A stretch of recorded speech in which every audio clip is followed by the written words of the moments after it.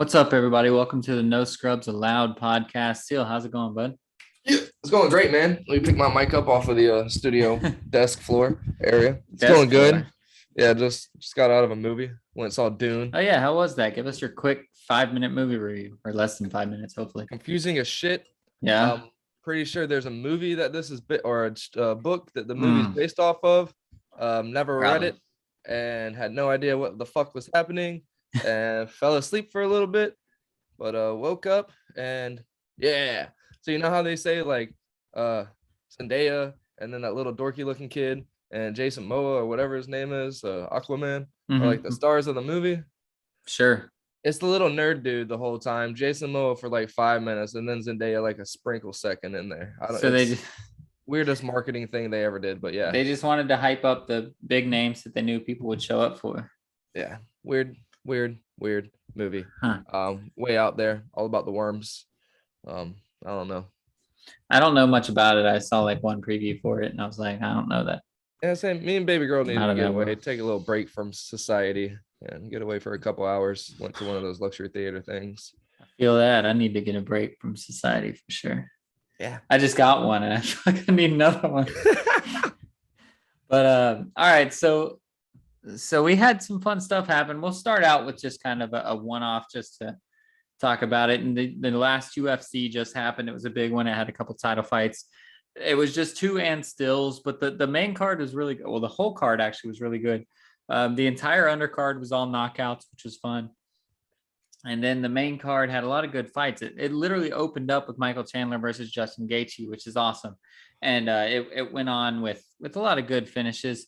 Nothing too controversial. We had the two title fights was the rematches of Thug Rose and Weili Zhang, and then Kamaru Usman and Colby Covington, and really like it was a great card. I don't want to try to throw it under wraps or anything, but it went exactly as I thought it would, and that's not even me touting myself. I just feel like all of that UFC was to the books. If you would have like interviewed 100 people, it would have been whatever the percentages say. It felt really like that's what was supposed to happen.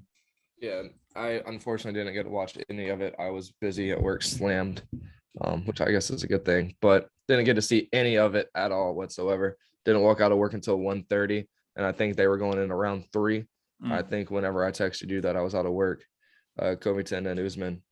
And that was basically just Covington holding on at that point because Usman should have ended Covington in the second round. And props to Covington, man. He's a badass dude, but the last yeah, 3 rounds were just him kind of but from scrapping. what everybody said, it like you said was pretty much written in stone before they even started, but they were worth the ticket to admission. Yeah, They yeah, were it was really worth good watching. fights. The Chandler Gaethje fight was everybody says that was real. Them two are always going to give you a great fucking fight, Right. but that was a really good fight.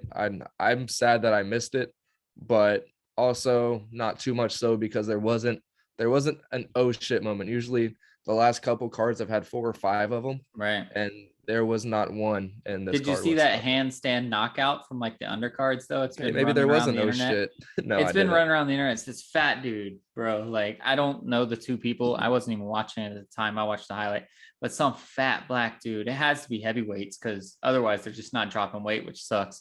But he goes off this one hand, kicks the dude in the face, and basically knocks him out. And then he does like a backflip for his celebrate. It's crazy because he's like super overweight. So I was Well, like, damn, this dude's awesome. But that's all I remember from that. And then, like I said, Rose winning was really huge because a lot of people said she just got lucky knocking out Weili Zhang. And so the fact that she got to beat her for 5 solid rounds is really cool. And then Usman did exactly what he's supposed to do. It's hard because I don't like or dislike Covington. I hate his antics. I'm not an antics kind of guy. But in the I love ring, it. I like what he's doing. He's just a great fighter. But Usman is levels above. He's one of those generational guys that comes along once in a few years, and normally, I mean, obviously you get once in a generation in a weight class, and he just happens to be the guy. And he's the pound for pound champ for a reason. He's the reigning welterweight or whatever he is for a long time. So he now wants to box Canelo Alvarez, which is a wrong move. Uh, I know he's just chasing money at this point, but if he truly wants to box Canelo Alvarez, he's going to get his ass whooped, and it'll be the end of him. But Yeah. but hey, at least he'll rake in some money. But at least as far as the UFC is concerned, he's the best of this generation, I think, right now. He's better than Adesanya. He's better than Volkanovski. He's better than Ngannou. He's better than all those guys. So he's very exciting to watch, and it's just one of those things that until he gets beat, he's going to be the best guy out there. And that's why you keep paying for these pay-per-views, because you want to see Anderson Silva get knocked out. You want to see those guys. You want to see Kamaru Usman eventually lose, and it's going to happen. And that's why you keep buying them. The thing that sucks with Usman though, when he finally gets beat, that's just going to be one of those things to where his chin finally breaks down, like one of those Connor things. Like once he finally gets beat, you're going to start hearing all that talk. Oh, maybe he wasn't, like, dude, no, it just caught up to him. At the end of the day, life wins. Yeah, Father Time's undefeated. Time wins. So that's the only thing that's going to suck when it does. I'm ready for it to happen. Honestly, who isn't? But when it does happen, I just really hope people don't say, see, I've been saying it this whole, sit down, shut the fuck up. Yeah. And just enjoy the ride that we have going on with him right now. Because like you said, it's not going to happen again. Once his chin does kind of break down and he's not able to just take so much, and you're not going to knock him out. And the fact that he couldn't get Covington knocked out, kudos to him. And that's what you're saying. Like it could go to a decision. If Kobe doesn't get knocked out right here, it could go to a decision. And just for that to even be a question against a guy who's a 99 overall in Madden, probably, if they were, I mean, I don't know what his UCF is actually pretty fair when it comes to that shit. Yeah. But he's probably a 95, 96 up there, and everybody else is around like an 85, 86. But he's just, like you said, miles above. And that's the only thing I'm not looking forward to, is when he does start getting his ass kicked, because it's going to happen. It's going to happen here in the next couple of years. Probably win another couple fights, because he's been taking time off between fights like crazy. Well, he doesn't have a challenger, sadly. I mean, this was a rematch of Covington, just because he's already fought Masvidal twice, whooped him both times.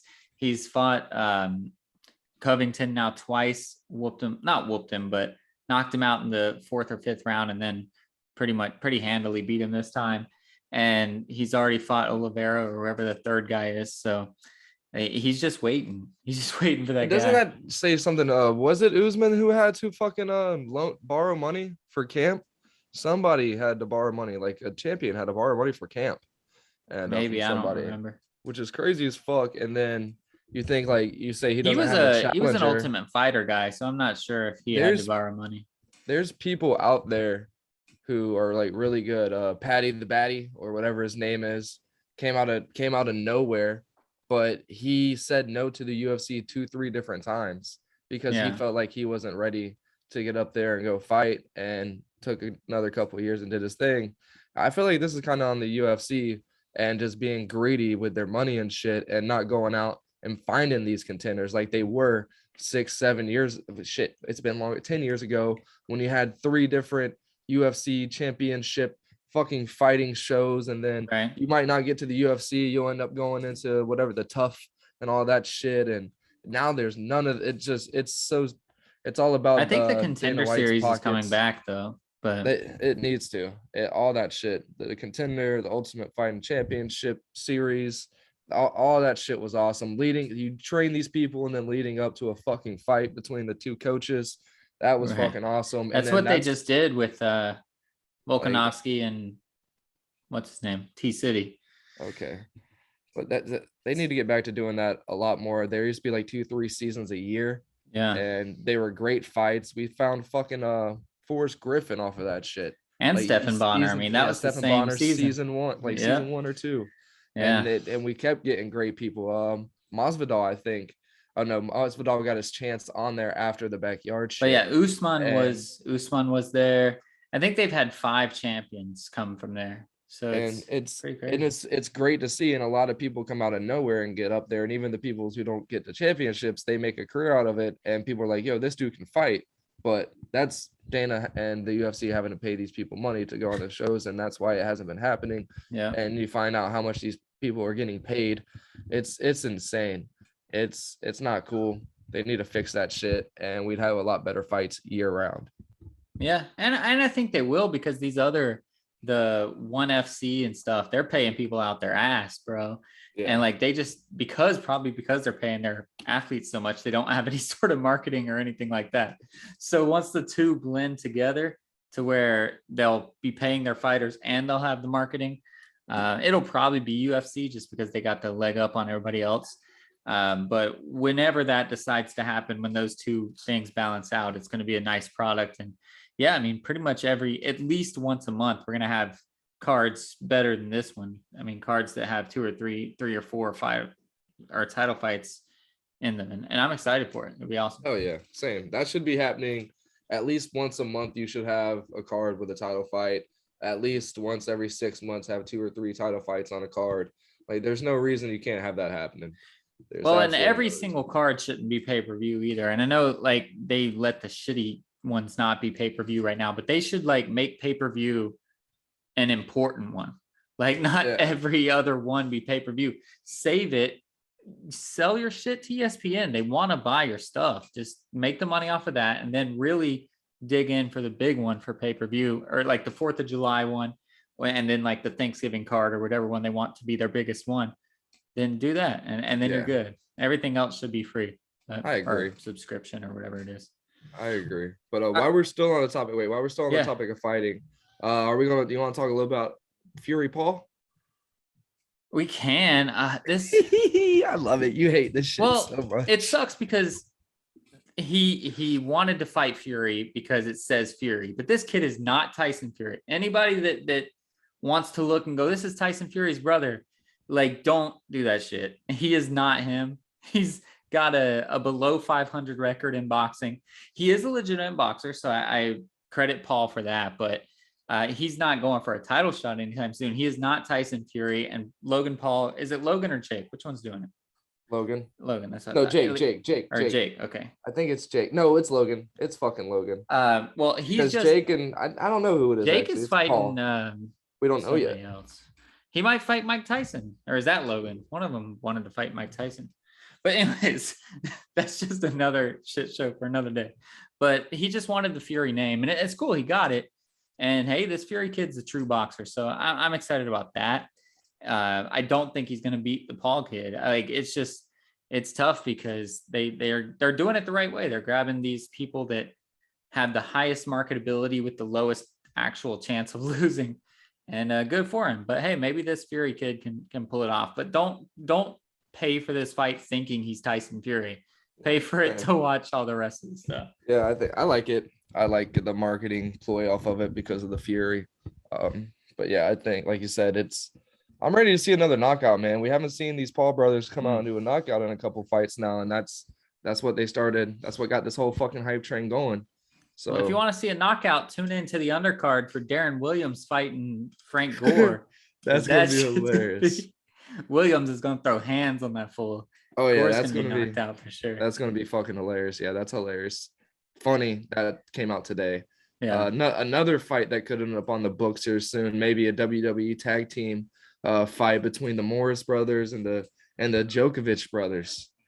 This is some real shit. The Jokic brothers. You said Djokovic. He's not fighting anybody.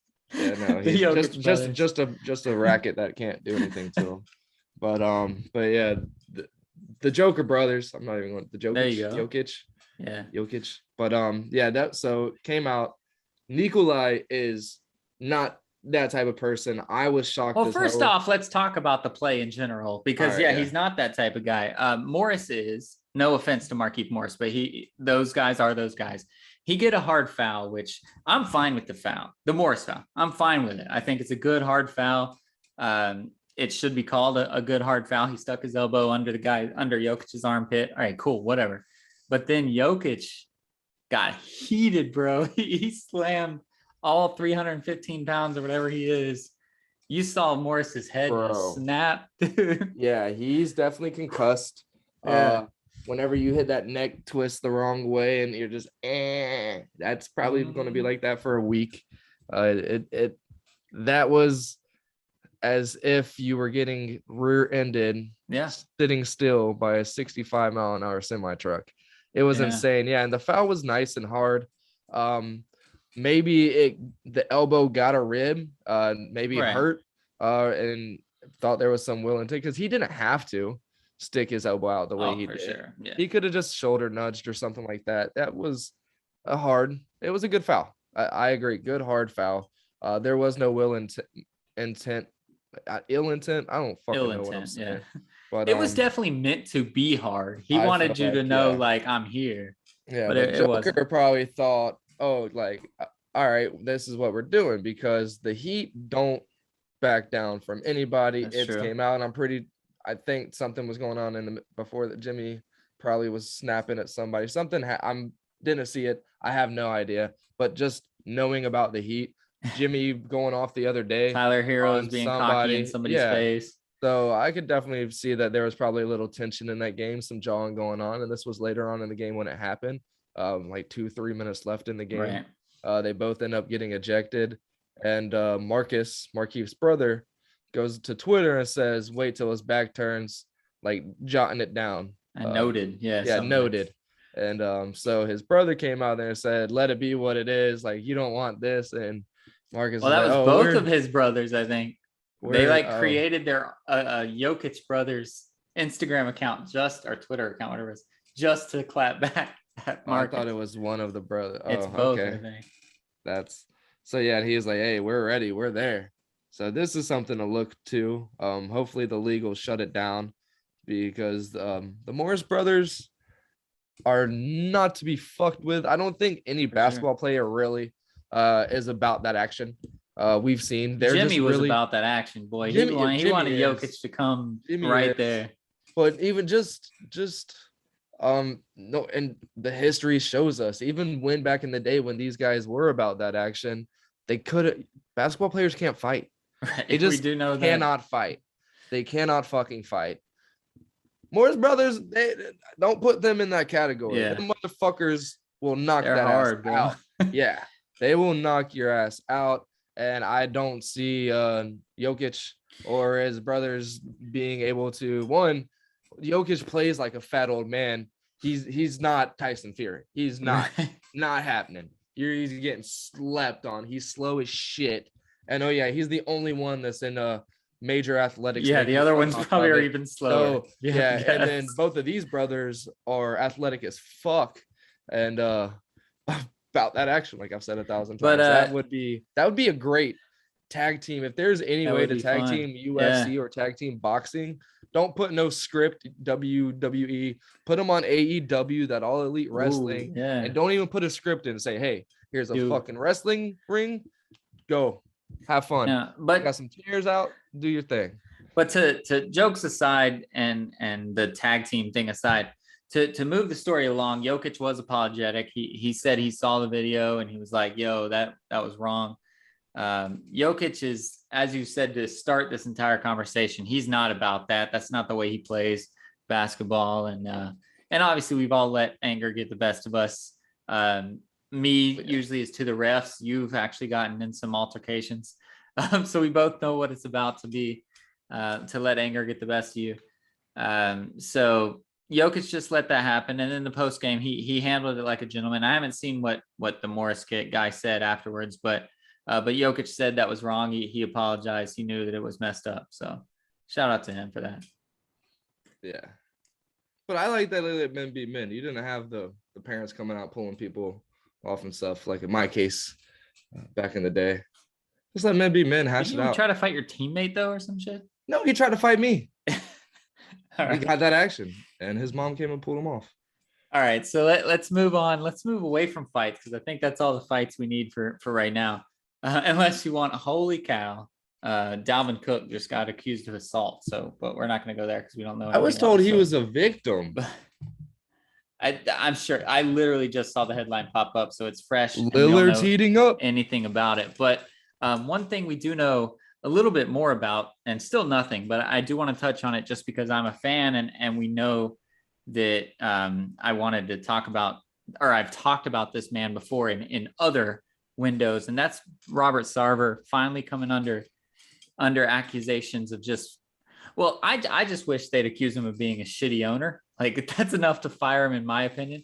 But he's getting real allegations, And Earl Watson, as far as I know, I've seen him coach my own team. We've seen him coach the Pelicans. We've seen him be an assistant in many different places. He seems well respected across the board. And he had some pretty harsh allegations for Bob Sarver. And it's pretty crazy.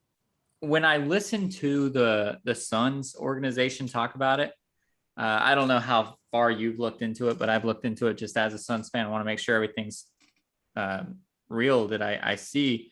They seem like the guys that are like, shit hasn't happened while I've been here, and that's all I'm going to say. And that's usually a bad sign for the owner. None of them really want to stick up for Bob Sarver, from what I've heard. James Jones literally said, like, it's not the Bob Sarver I connect with. And Monty Williams said, if that shit was happening while I was here, I'd be out. And I trust Monty Williams. I believe Monty Williams. So at least publicly, it's not happening. But then you see his wife go behind closed doors and send texts and Instagram DMs and shit to people, threatening them, legitimately threatening them. I don't know if you saw what the thing said, but one was like, we'll remember this. And like, how do you feel if the tables are turned and your kids are having problems? And it's like, whoa, that sounds like a real threat. So it's getting pretty crazy. I don't really know. And I hope that Bob Sarver's out, for one thing, just point blank. I hope this stuff isn't true. If it is true, then of course he's gone. But I hope it's not true. And I also hope he's forced to sell the team. So I hope, but I mean, I have to lean towards it's true, but that's knowing no facts, obviously. But he just seems like that kind of guy to me. Weird though? These pros and shit, they take so long. And even though this now came to the public eye, it's still taking so fucking long. Because it's real, bro. I mean, it's real life. Like, you gotta like really look into that shit. But it's crazy because have you, and I know you don't have a personal tie to Earl Watson, but have you seen any reason for him not to be credible? I feel like the players love him all the time. He's always been well respected along like the NBA PA and Adam Silver and all those guys. He's never seemed to be like a bullshitter, and he's worked for so many people and he's only called out one. So I'm not really sure. Yeah, no, he's definitely has to be.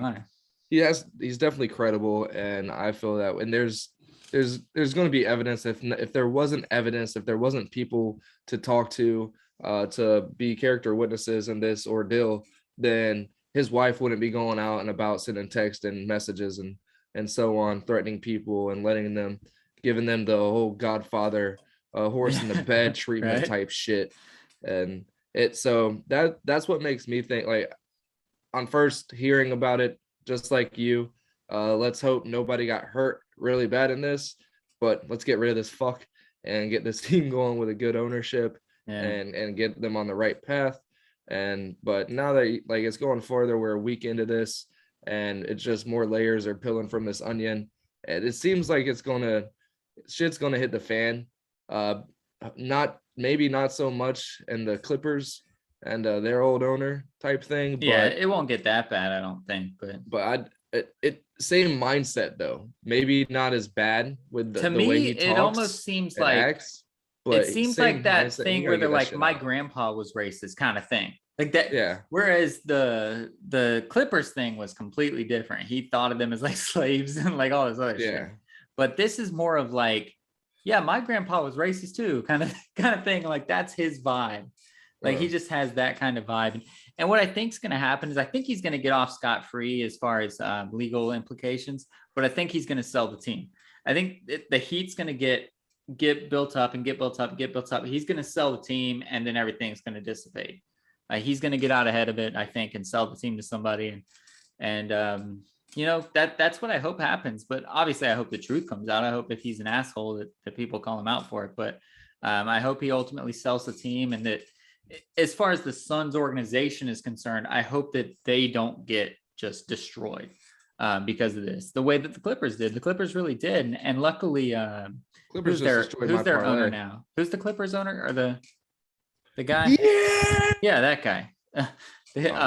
He's great. And he was great for them. Steve Ballmer? So, Steve Ballmer. So I hope that's what happens with the Suns. They get a guy that can pick up the pieces and be great and be that dude. So I don't know who that would be with the Suns because our history, I hope Charles Barkley doesn't buy the team.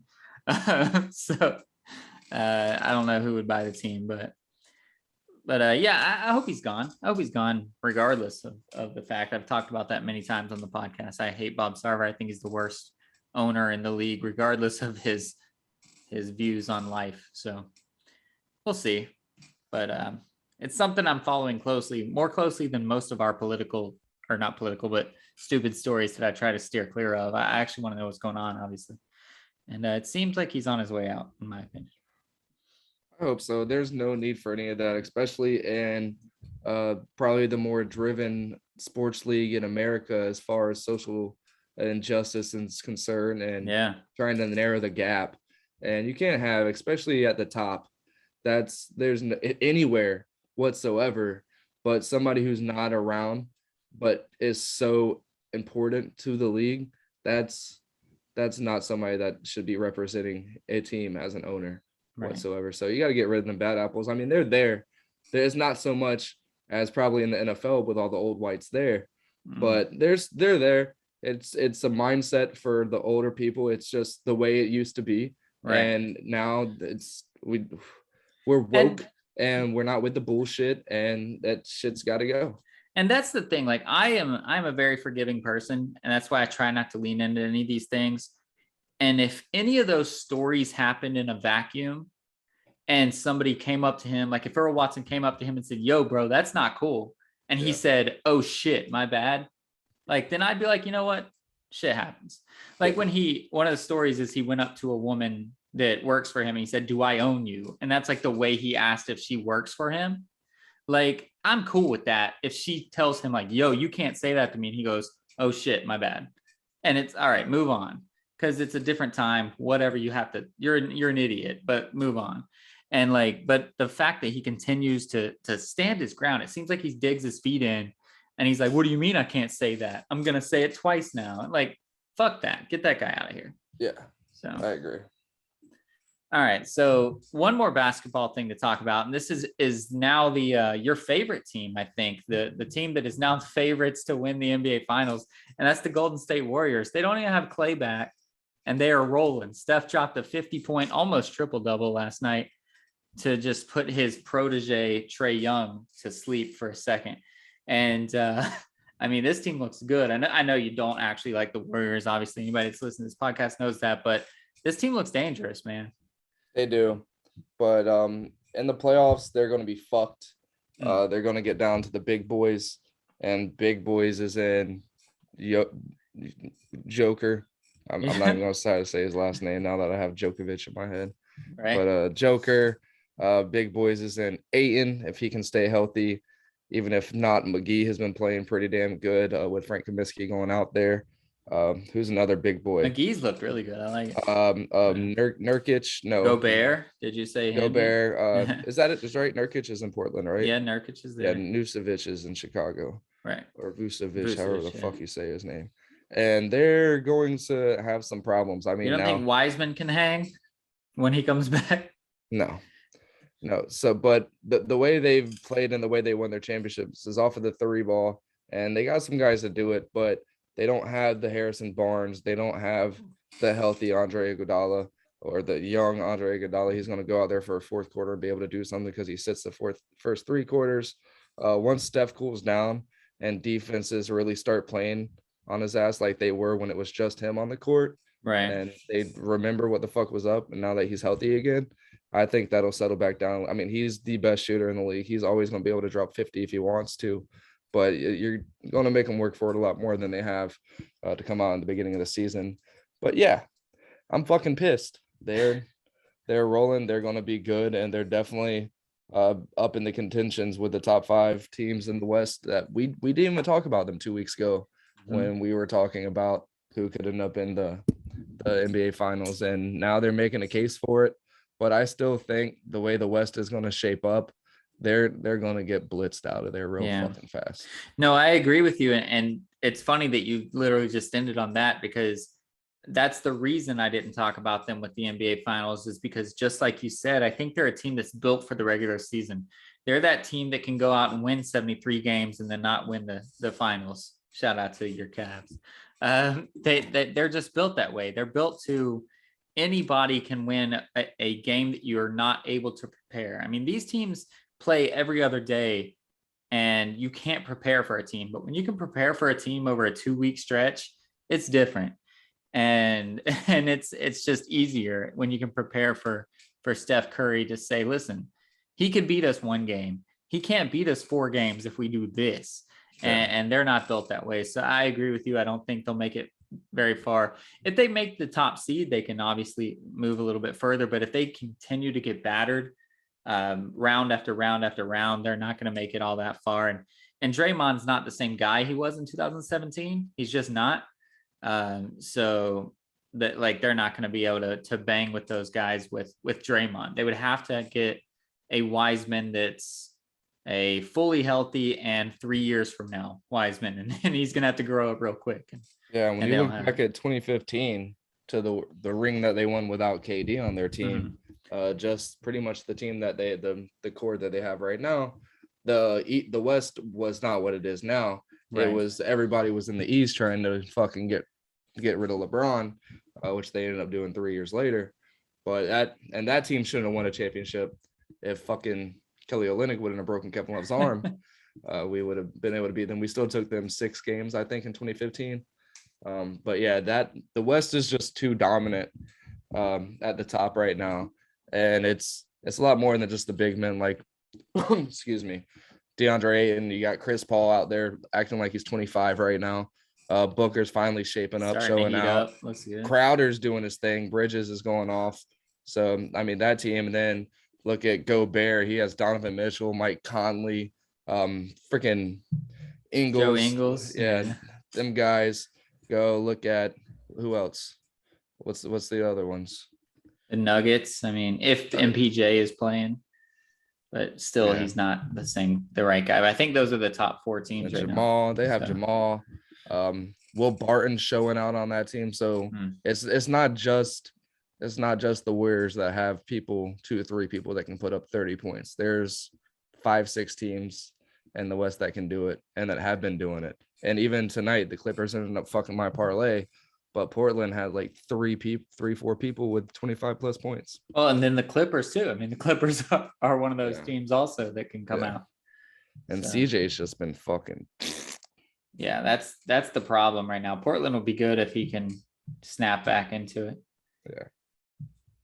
All right, so let's move on from basketball. I think that's the most that we need to talk about during the first few weeks. Cavs are still beating ass. They beat Cavs the Blazers are looking the other great, night man. too. I think we only have 2 losses. Still. Suns have won like 6 straight games, so I'm happy there. Yeah, you guys. Well, let's talk real quick about Colin Sexton. I know he's not your favorite player, but he's now out. How does this hurt the team? I mean, obviously Darius Garland is now your guard, but Sexton is still that guy that you can give the ball to and let him make a play if you have to. Yeah, it's going to hurt us going down the road when it comes down to crunch time. If we're looking at the way we started off and have the mindset of playoff basketball, that's where it's really going to hurt us when we crunch down to that 8-man roster. Colin Sexton would go. I think with Rubio taking off, he was playing like 24, 25 minutes. Rubio was playing like 32. Those minutes would have been upped a lot.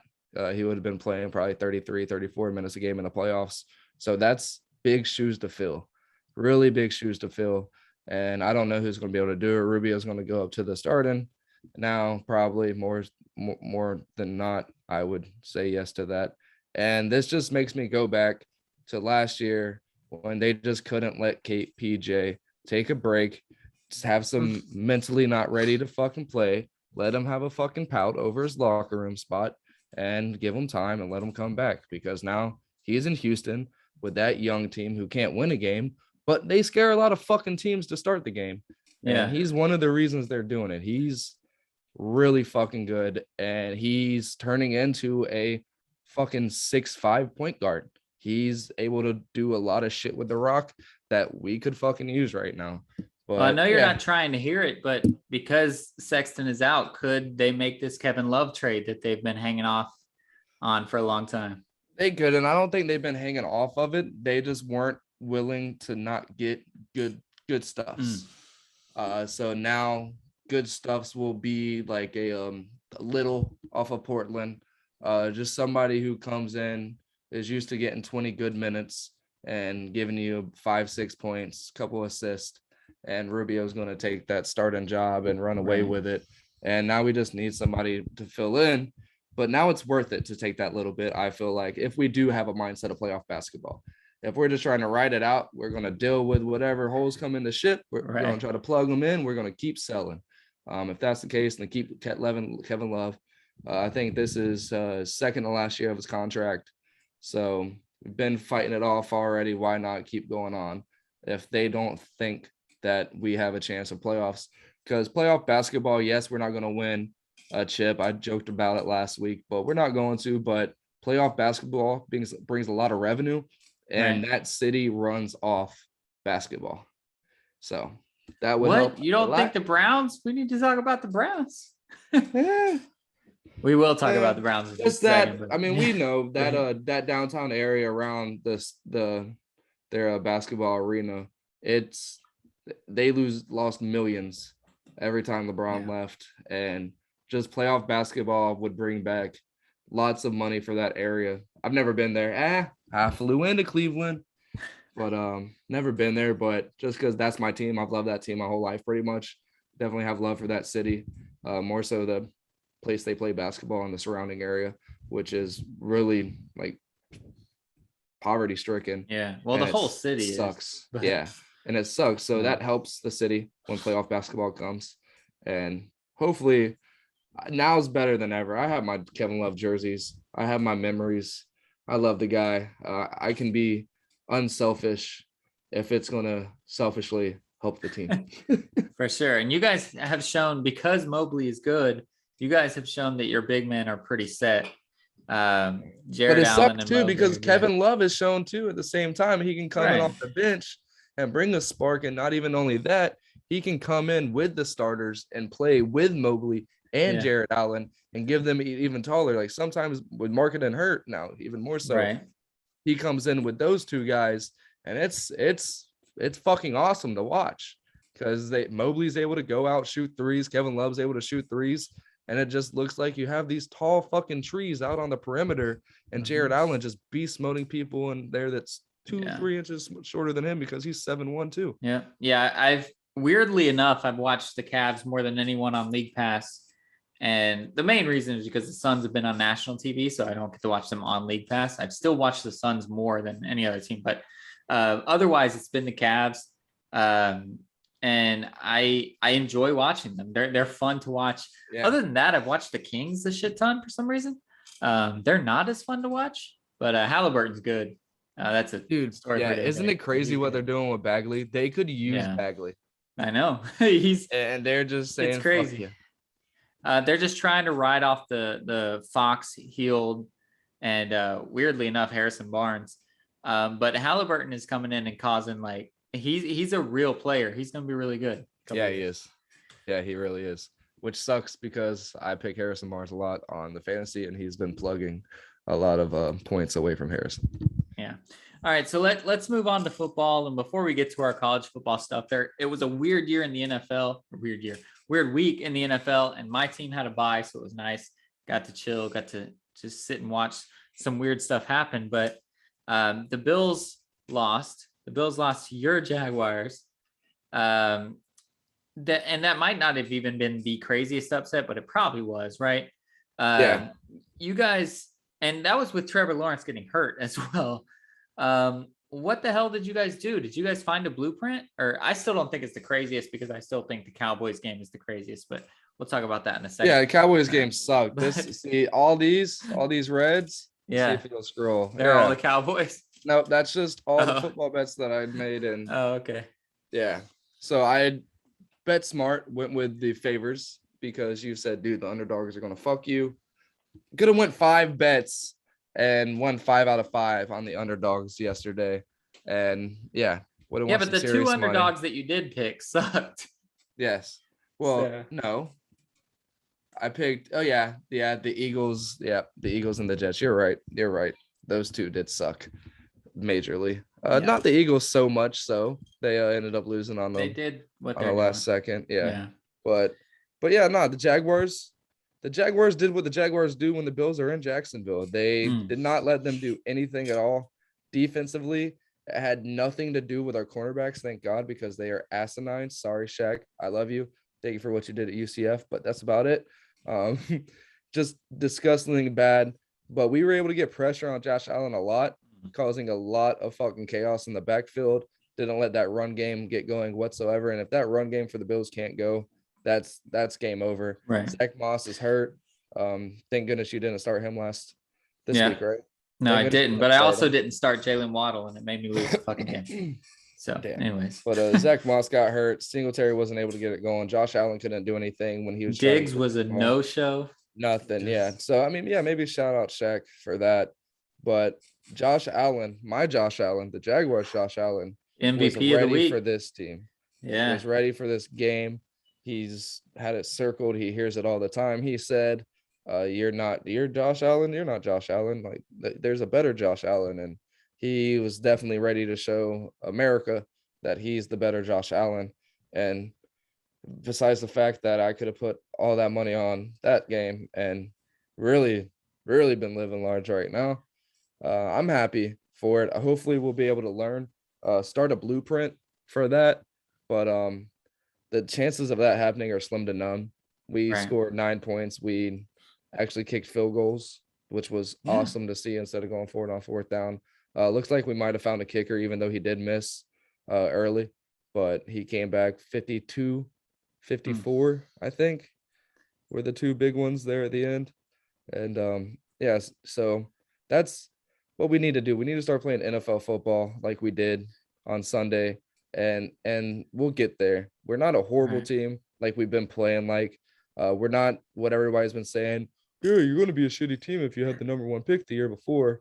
I don't know what was going on last year. I think our team last year was better than our team this year as far as our wide receivers, running backs, the way James Robinson was going, tight end work going, and tight end we found Dan Arnold. Thank goodness he did sign with Carolina, and we ended up getting him. And who knows, that could be a good. He was probably pissed off because they were undefeated, and then it came to us without a win, and now they suck. Big balls. Sam Darnold's hurt, so yeah, I'm excited. But do I think it's going to last? No. Am I going to bet on us to win next week? Yes. I need Josh or Robinson to do bad because I'm against him. So, but it's funny because anybody that listens to this podcast religiously probably thinks that you're this crazy Jags homer. You took place of Eddie's homerism, but with your Jags instead of his Steelers. And if they only watch red zone, like most NFL watchers nowadays, they never get to see the Jags. The Jags don't show up on red zone, but it looks like we finally got to see. And the first time for me too, I mean, luckily I do more research into sports, so I knew who this man was, but this was the first time we got to see the Josh Allen that you talked about when you guys drafted him. You were high on this man. Yeah. And he does stuff every week, but this was the week that the actual football world got introduced to him. It's stupid that it had to wait for him to sack his own namesake, intercept his own namesake, recover fumble from his own namesake. But the world got to see that you're not just a homer. Like, that dude's good. Yeah, he's really good. The issue with him coming out, just like Miles Jack, was injuries. But at Kentucky, he was the reason that team was really fucking good on defense. He was the captain, and he was a linebacker for the most part. Yeah. For some reason, we tried to make him just an edge rusher for a little bit. But this year with our defense, we come out in a 3-4. So he's the last couple of weeks, he's been moving all over the field. He's our new age Chandler Jones.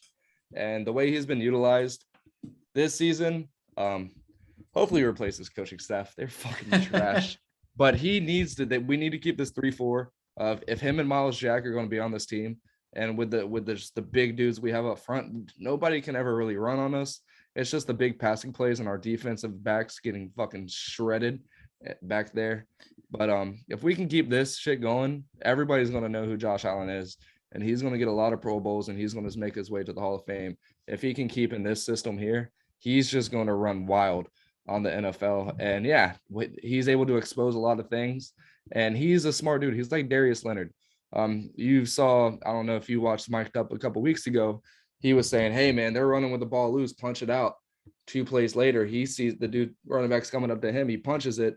He did the same thing on Thursday night to keep that game away from the Jets. He just punched the ball out right when it looked like they had some momentum going into the end zone. And that's the type of things Josh Allen does. He sees these little things that he can take advantage of and goes to work. And yeah, it was fun to see. And for some reason, they were not. Josh Allen is our guy who gets double teamed a lot. They bring tight end help. He just always gets bumped, gets something. They were letting that man run free like crazy all game long. Yeah, it's pretty cool to see because obviously I'm not a Jags fan, but my brother is, my dad was. A lot of people I know are Jags fans, so it's cool to see them try to get back to their late or earlier years. But the Bucks had a week off, a bye week, and it was still a huge win for the Bucks. I'm taking that week as a big win because the Cowboys lost, the Packers lost, and the Rams lost. The Packers were and expected, the Saints lost, so that helped and the Saints lost, but I don't give a fuck about it. As soon as Jameis got hurt, I knew they were out of it. But the Cardinals won without Kyler Murray, which that was kind of crazy. But the Packers were expected Niners to lose. going to Niners. Jordan Love didn't look, for real. Jordan Love didn't look great, but as the game started to progress and he got some snaps, he looked like he could be serviceable in the future. Hopefully he gets better. Because if Rodgers is actually going to leave at the end of the year, Jordan Love might not be the guy, but he showed those signs of somebody that if he gets more reps with the first team, he could do stuff. The Rams, you shouldn't lose to the Titans, probably with Derrick Henry, but without Derrick Henry, you should never lose to the Titans. And it wasn't even AJ Brown doing anything. It was just Adrian Peterson and McNichols mostly just running over these guys. And then the defense, Matt Stafford couldn't do shit. It was pretty crazy. And then, we don't need to talk about that too much unless you had something real quick. No, that game was just really weird. That defense, Byard showed up ready to fucking show out. They were ready to go. That defense is what really got them to where they were 2 years ago. Mm-hmm. Was it 2 years ago? Yeah. When they faced the Chiefs. Yeah. So yeah, that defense really put them on notice. And Derrick Henry near the end of the season just got hot and turned into King Henry. And that defense is something serious, but that's something that I also, even though they're in my division, forgot about. And they put in the work and really did their thing in that game and shut down the run game. I forget their running back's name for the Rams, but he's been fucking Henderson. Yeah, he's been doing really good near the end of games, and he was not able to get it going at the end of that game. Stafford looked lost out there for the most part against those defensive backs, and yeah, it was crazy. Yeah, that was a game that the Bucks really needed since the Rams had the tiebreaker. But then to get the icing on the cake, the Cowboys went out and truly shit the bed. Let's talk a little bit about this game, just because the Cowboys were the flavor of the month. Everybody on every ESPN show ever is talking about, oh, now they're the team to beat, which is literally what happens every time the Cowboys look at that shitty division and somehow are at the top of it. But this year they actually had some wins to go along with this shitty division. And then they went out and they showed who they a lot of times really are. And what is it to you about this? I mean, Dak obviously was hurt. He came back, got to play. But he didn't look hurt. He looked fine. They could not get anything going. And so the defense had to just stay out on the field. And Teddy Bridgewater looked like an MVP candidate basically against these dudes. Which Cowboys are the real Cowboys? Is it the guys that reeled off 6 straight wins, or is it this just shitty Mike McCarthy led just mess that's on the field? I don't know what the fuck's going on with the Cowboys. That was asinine. I'm thinking it's more Dak, honestly. I don't know if it's because of Dak's in there or because of the packages that they have with Dak's in there, but it's not working. They need to switch it up. Mike McCarthy's ass, get him out of town. Yeah. But that was trash, and that defense was trash as well. More so, that Dak being ass was absolutely insane. But they went 3 quarters without scoring. Right. That was crazy. I don't know what's going on with my app, but my top 25 college football shit isn't working. Well, it sucked because I picked up Greg Zuerlein as a streamer going, well, he's going to kick a few field goals, right? And no, and then they score and they don't even let him kick the extra point. They go over 2. So I got a goose egg from Greg Zerline to replace Jason Myers for my bye week. So that was pretty sad. So to go with the Greg Zerline and then not playing Jalen Waddle, I ended up losing by 2.5 points, and really sucks. But that it happens. That sucks. Yeah, I didn't even start a kicker. I should have not started the kicker. At least I would have looked like I made the right choice. Stupid Zerline. But yeah, we're gonna move into our picks. There are 4. I know you said it's not loading up for you, but there are 4 ranked matchups. But before we get to the 4 ranked matchups, let's talk about the rankings. They came out today. We record on Tuesdays. They came out today, and the committee, in my opinion, finally did something right. The team that lost dropped down, and all the other teams just moved up. Nothing went crazy. Michigan State lost. They dropped down to, what is it, 7th, right? Right under Michigan. And all those other teams just kind of moved up. Other than that, which I think, again, was the right call, nothing really changed too much with the top 25. Did you have anything to point out with the rankings that came out, if you could get them to pull up and see what happened? I'm on the ESPN website, which says ass, but no, it's annoying that Cincinnati is just getting stuck right outside. Well, Oregon's going to lose again. Don't worry. They had a rough game against Tulane. I thought they were going to drop because they only won by 8 points. It was a battle at home. I thought for sure Michigan was going to jump them, and they didn't. So yeah, no, I was surprised by that too. But it's insane that they just keep getting ignored.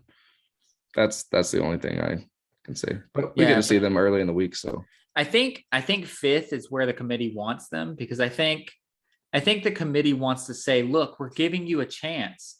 But 5th is scary because if Oregon drops that game to USC that they're going to play in a couple of weeks or whatever they got, or UCLA or whoever it is, then the committee has to decide, shit, do we now jump one of these teams over Cincinnati, or do we actually put Cincinnati number 4? So the committee's just hoping that those top 4 teams win out now, and that they're good, or that Michigan or Michigan State beats Ohio State, because then they can justifiably jump Cincinnati. But 5th, I think, is where the committee wants to put Cincinnati, so that they could just say, listen, we gave you every chance you had, and you just couldn't do it. But the other story was Wake Forest, and we called it. We said that they're going to have a real tough time with North Carolina, and they did. They were up like 12-2 in the 4th quarter, and North Carolina ran all over them. Weirdly, I watched that game because it was on right before the UCF game. So North Carolina looked exactly like they were going to be.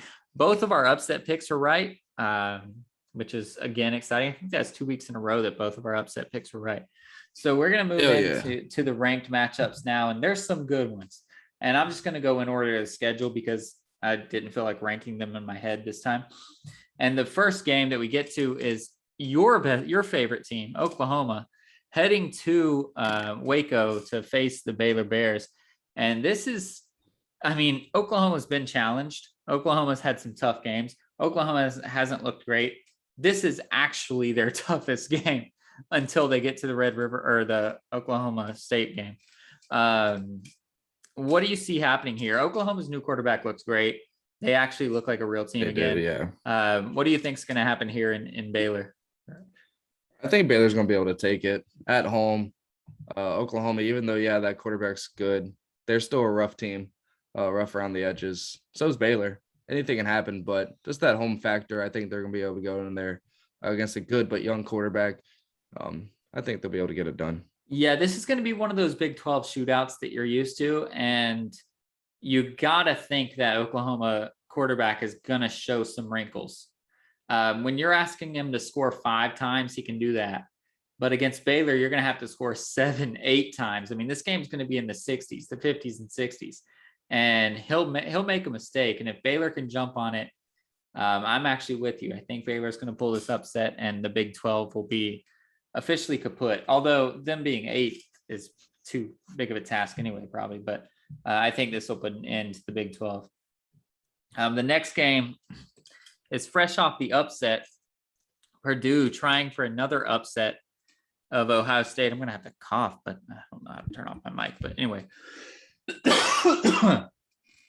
Purdue heading to Ohio State. is Ohio State just going to keep rolling? We know that they're the best team in the Big Ten, regardless of all these rankings. I have Ohio State winning by solid, probably the spread, 20 points. I was going to say they're going to beat the spread and win by 20, but the spread is actually 20. So yeah, I think Ohio State's going to roll pretty easily. Really? Yeah. I hope Purdue wins. Yeah, I hope Purdue wins too.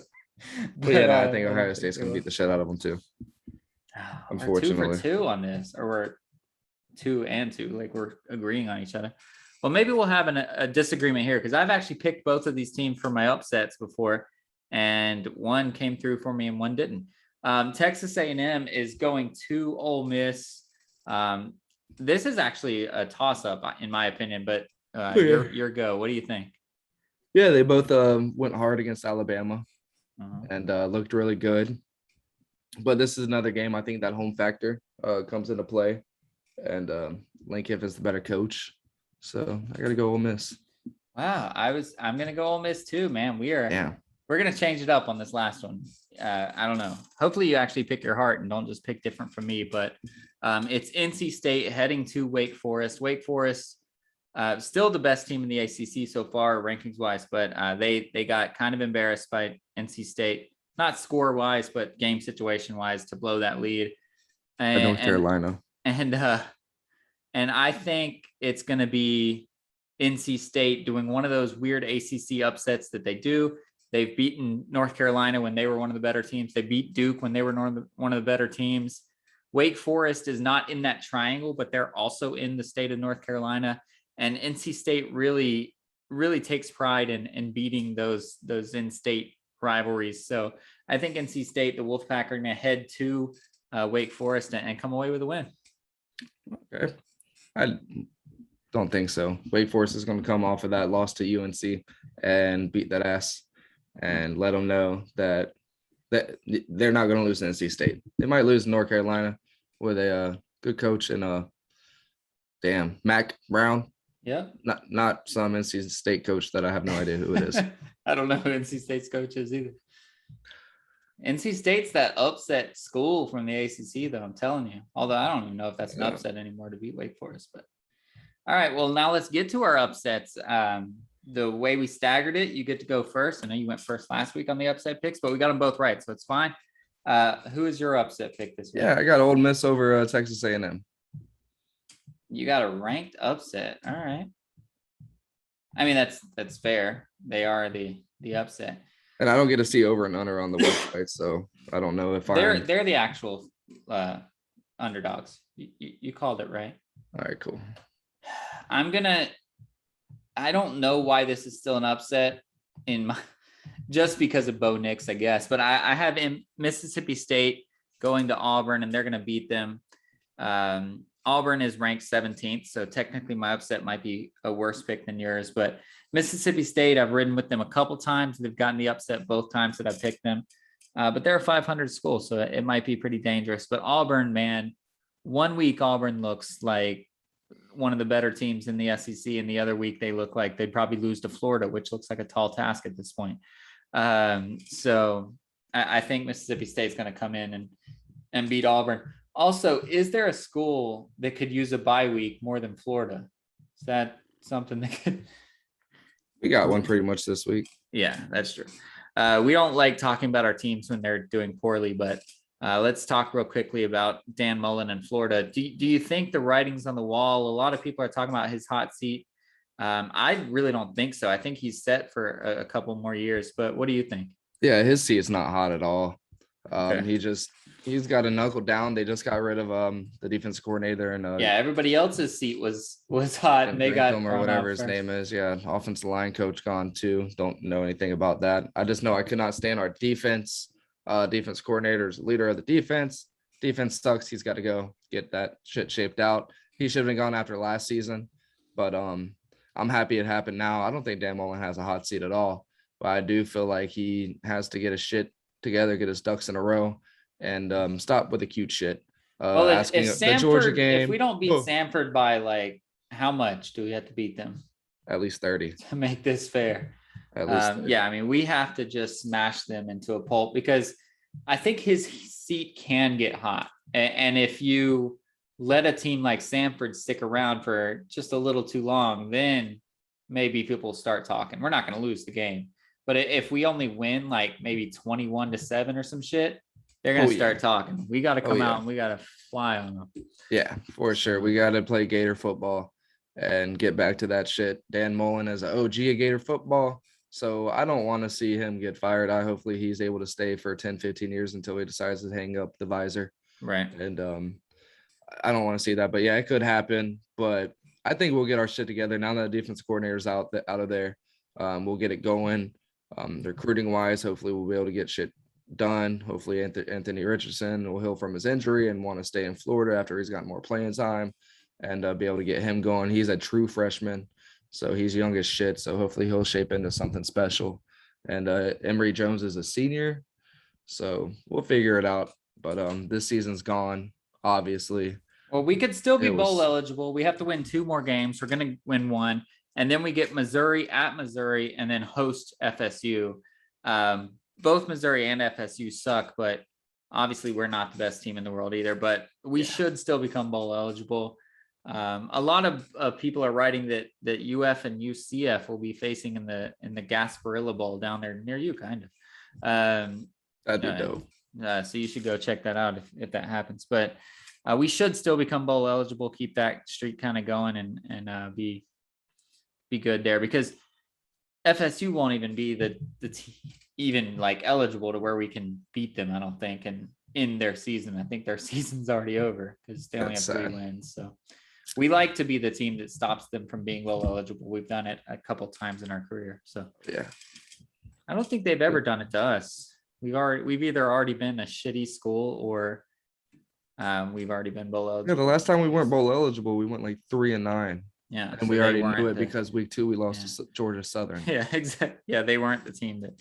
Yeah, I think we stopped. I think the year Jimbo left, didn't we stop FSU from being bowl eligible?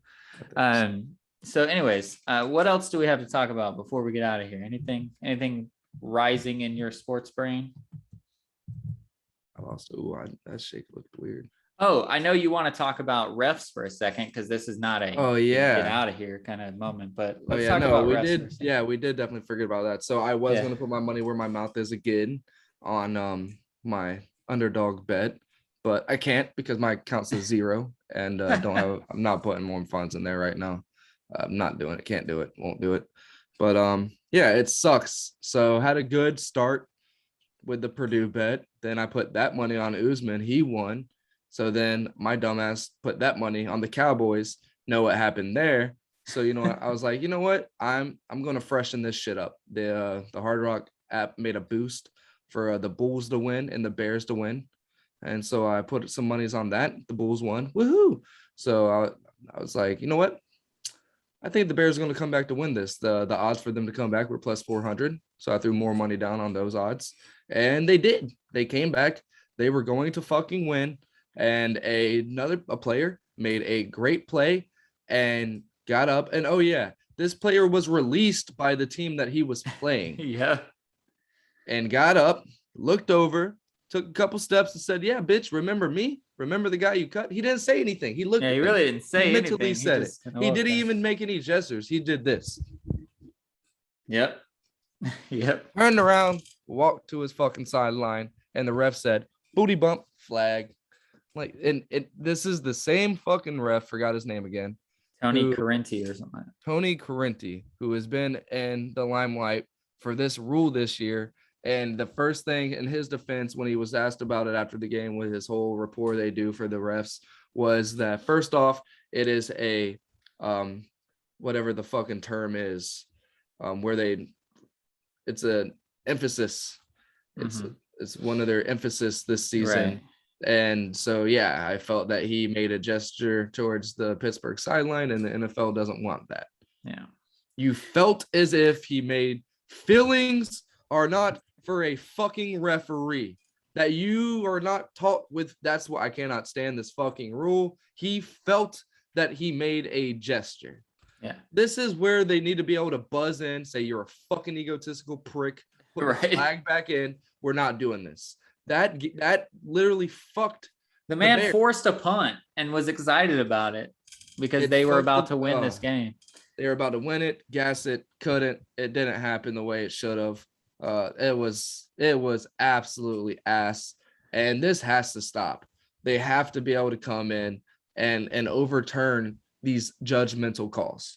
Right. There has to be a way about it. And what's crazy is like this guy had a bad game and they grade the refs after every game. He missed 6 calls. Now that wasn't one of them. They won't say if you missed a taunting call or not, but he missed 6 calls in the game.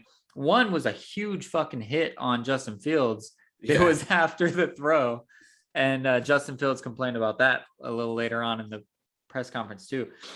And that was a complete miss that really changed the game also. But he missed 6 calls. I don't know how good you have to be at your job to be a professional referee, but 6 calls sounds really bad.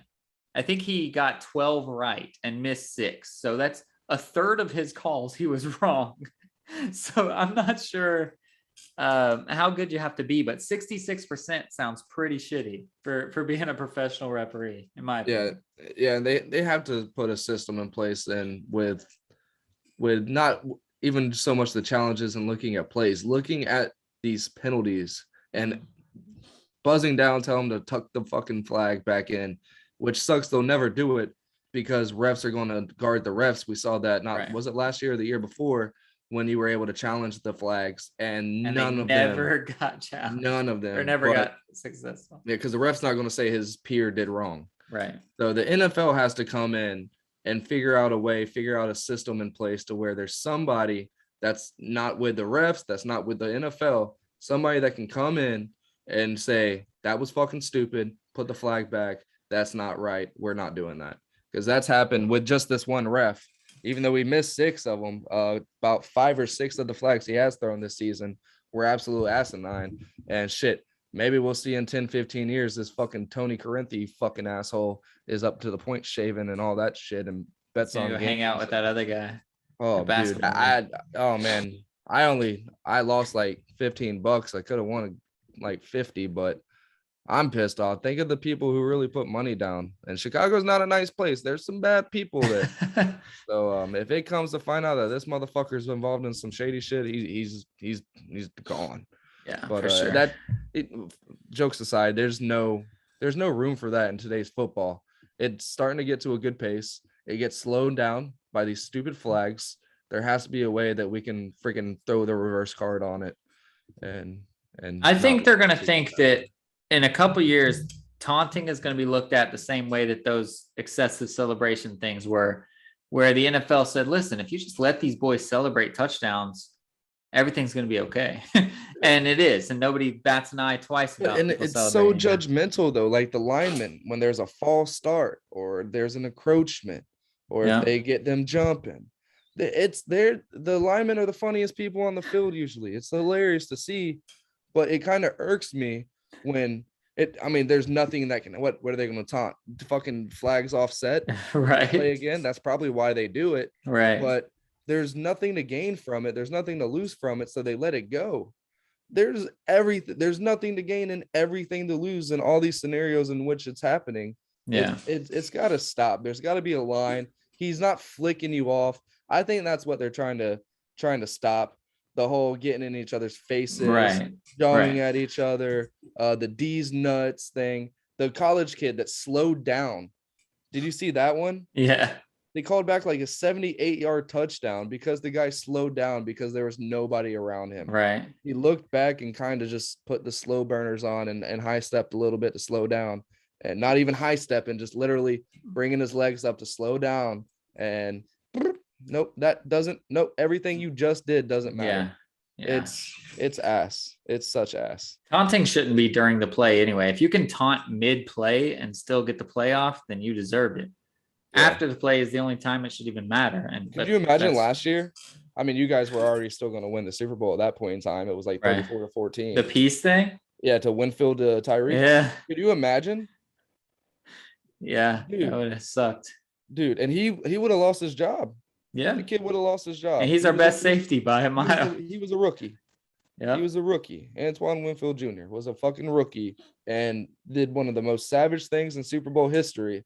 And if that happened in today's league, he's going to get a penalty and Bruce Arians is going to fire him. Yeah, for sure. All right. Well, let's get back to a good note. You got something to shout out and let's get out of here? Nope. I've been fucking off this last couple weeks, I guess. I know. I don't even have anything, but I'm tired of shit, dude. It's been a long day. I shouldn't have went to the movies before this. I didn't even want to record, but we're here. The show must go on.